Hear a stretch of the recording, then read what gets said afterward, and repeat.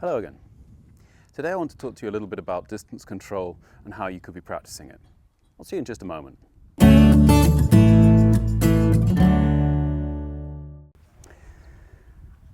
I'm on a driving range, I'm very rarely actually working on technique. On the contrary, I'm trying to prepare myself for a round of golf, so what I'm working on more is distance control.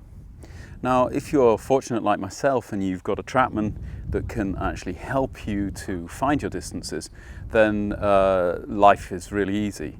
There's an awful lot of gadgets coming out on the market and have been on the market for a long time. I've actually found a couple of them which are really very similar in their ability to give you at least good distance control, and I'll be reviewing those over the next coming weeks. But I wanted to give you kind of an idea of how I would be testing myself and trying to get a feeling for the distance when I'm out in the driving range.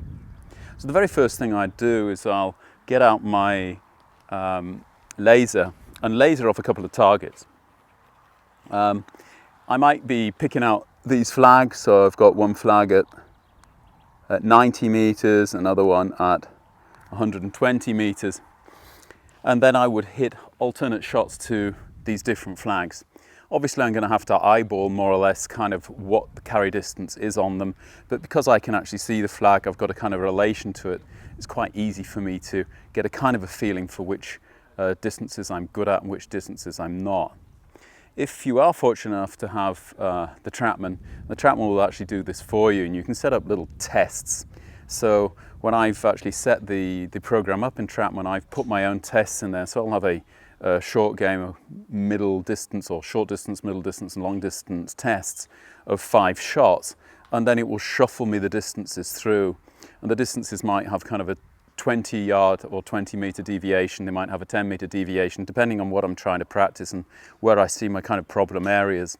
But I'm not necessarily just looking for problems, I'm also looking for solutions. So what I'm really looking for as well in the statistics is which distances are good for me, because if I know which distances I like, then I can try and suit my strategy on the golf course to hit these distances a little bit more often. Sometimes if I'm laying up in front of a green, then I know that maybe 60 meters is a good distance for me. So rather than just hitting the ball as close to the green as possible, I'll lay it up intentionally to 60 meters in front of the green.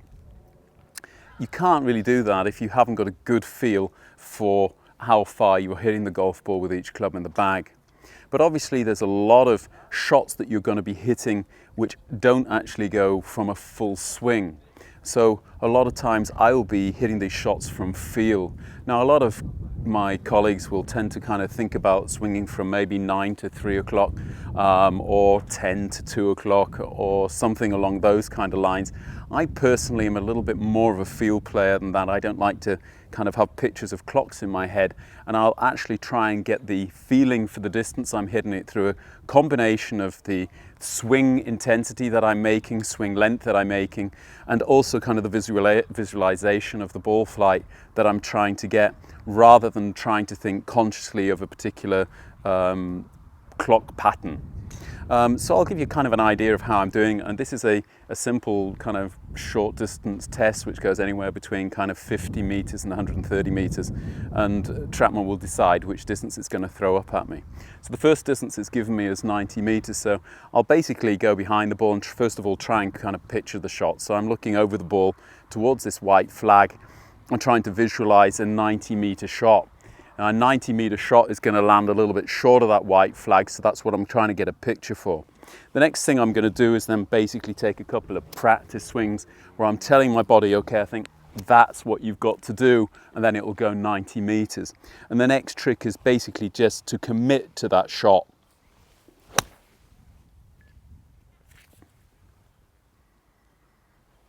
Now the beauty of the TrackMan is that I'm going to get an immediate feedback on that, and it's going to tell me not only how far I actually carried that shot, it's going to give me a distance from the pin, and it's also going to give me a score. And the beauty of that is that I can kind of match my scores from from day to day on the driving range and see exactly how I'm doing in certain areas of my game. If I've got to be putting a little bit more kind of time into the short distance shots or the mid or the long distance shots, it'll also kind of identify the shots which I'm really not very good at, the distances I'm not good at, and therefore I can try and avoid those on the round. And similarly, they're the things that I'll basically then schedule into my training the following day. So it's now throwing me a 50 meter up, so that's going to need a change of club. There isn't really any kind of rule as to which club you should be taking for which distance, but I'll tend to look at, for a 50 meter shot, hitting around about a kind of a sand wedge, 50 meters, around about 65 yards, and I'm hitting, feeling of kind of a half to three-quarter swing with a kind of a mid-tempo on the shot. I've got a nice picture, I've got a nice feeling.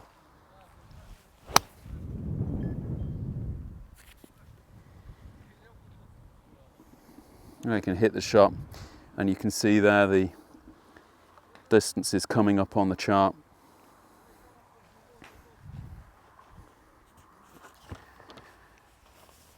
Just bugged out on me there.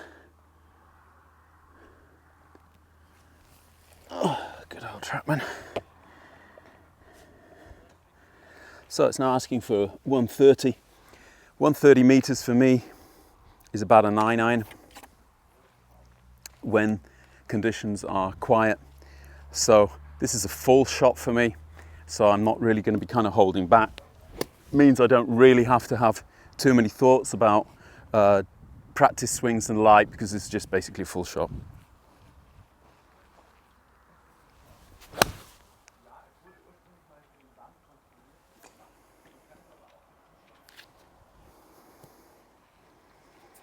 .110's next. This isn't quite a full wedge. I'll hit my wedge when I'm hitting it full around about 120. So what I'm going to be doing is, suppose you would call it a three-quarter shot. For me, it's also not quite as intense a rotation into the ball. I'm always trying to get this kind of feeling of pressure on the golf club.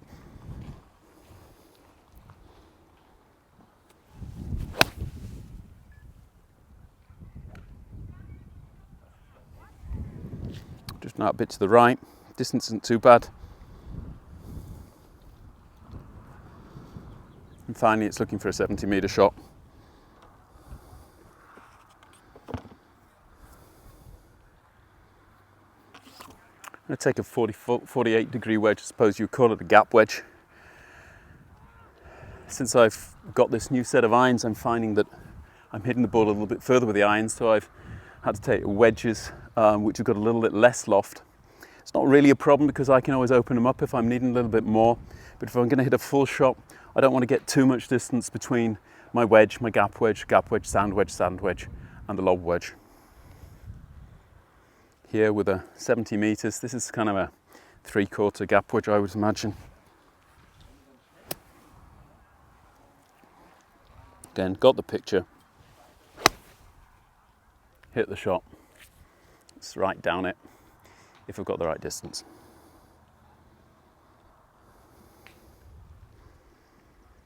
Great.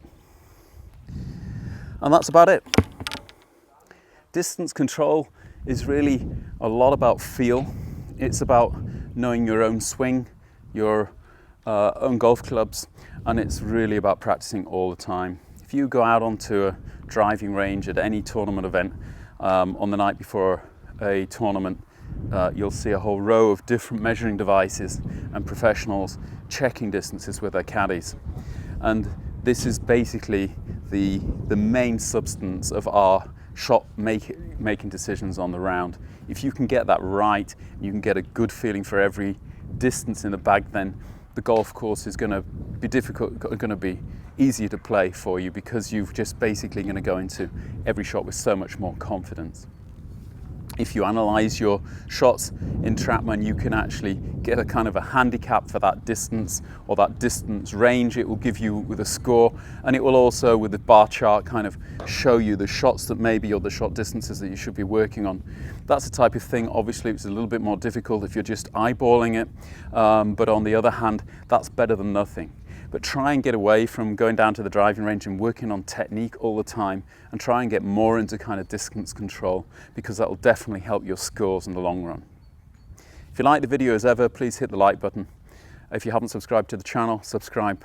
I shall leave my philosophy on golf up here.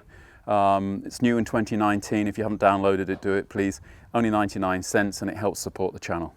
Thank you very much. All the very best. We'll see you very shortly. Bye-bye for now.